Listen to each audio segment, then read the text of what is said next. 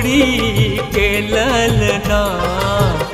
सुनो बीनती हमरियो भोला के दुलारू अरजी सुनो हमरियो गौरी के ललना सुनो बीनती हमरियो भगिया के दुलारू अरजी सुनो हमरियो गौरी के ललना सुनो बीनती हमरियो गौरी के ललना।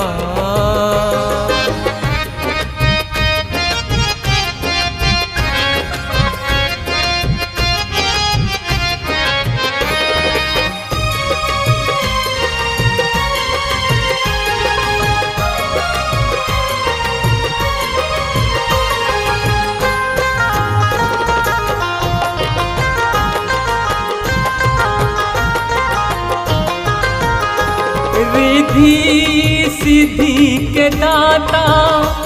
अहाँ बुद्धि के विधाता पहिल पूजा होइए अहाँ के सुनु जगत के अन्नदाता हे जगत के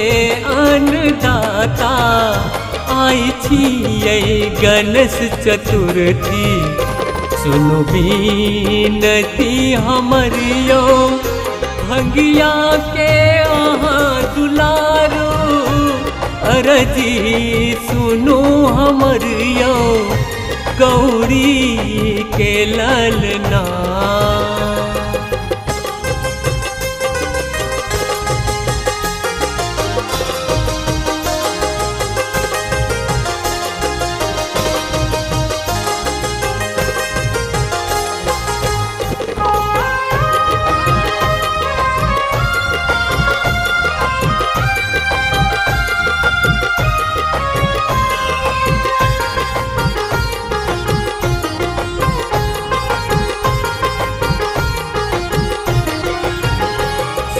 भैया